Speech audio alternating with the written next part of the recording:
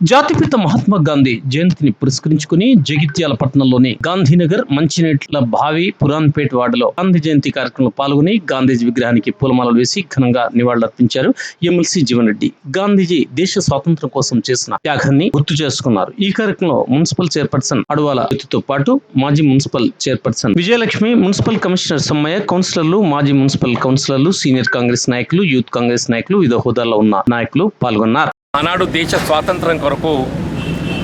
ఎందరో మహానుభావులు ప్రాణాలు త్యాగం చేస్తే ఇలా జాతి పిత మహాత్మా గాంధీ గారు ఏదైతున్నదో రాజకీయాలకు అతీతంగా యావత్ భారత జాతిని ఐక్యంగా నిలిపి అహింసాయుత విధానంతో ఏదైతుందో ఇవాళ భారతదేశానికి స్వాతంత్రం సిద్ధింపజేయటంలో ప్రధాన పాత్ర పోషించింది. ఆనాటి స్వాతంత్ర ఉద్యమానికి నాయకత్వం వహించింది వీళ్ళ మహాత్మా గాంధీ గారు అని చెప్పక తప్పదని చెప్పంటున్నా. ఈనాటికి కూడా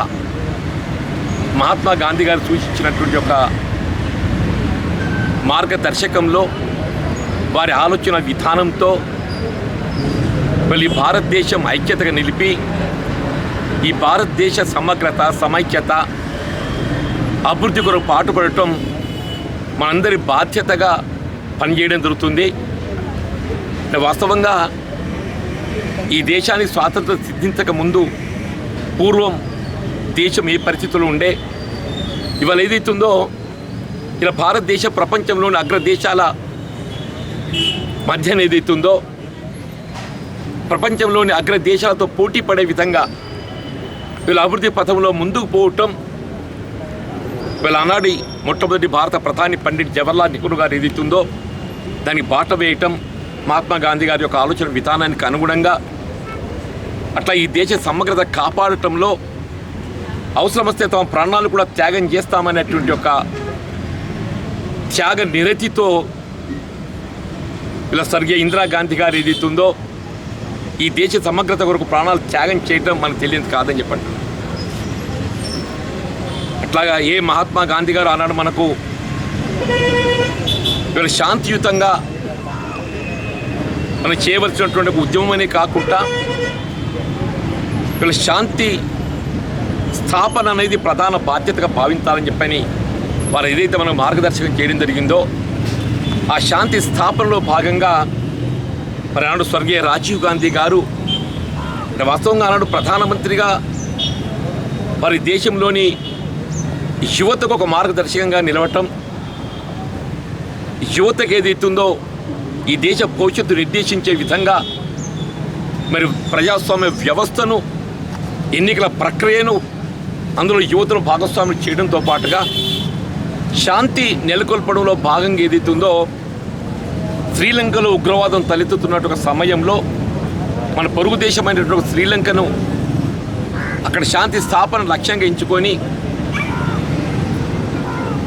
వీళ్ళు వారు ఏదైతుందో వారికి అండగా నిలవడంతో శ్రీలంక ఉగ్రవాదుల చేతుల్లో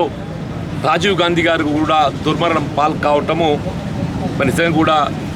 ఈ దేశ ఐక్యత కొరకు ప్రాణాలు అర్పించినటువంటి త్యాగధనుల్లో ఇలా ఇందిరాగాంధీ గారు, రాజీవ్ గాంధీ గారు మరి ఆ కుటుంబం ప్రథమం అని చెప్పక తప్పదంటున్నా. ఏదైనా ఈ భారతదేశ ఐక్యత, సమగ్రత జాతిపిత మహాత్మా గాంధీ గారే మన మార్గదర్శకం అని చెప్పంటున్నాం. ఈనాడు కొన్ని మతతత్వ శక్తులు ఏ విధంగా వీళ్ళ మహాత్మా గాంధీ గారి యొక్క ఆలోచన విధానాన్ని కనుమరుగు చేసే విధంగా హింసాయుత ధోరణి,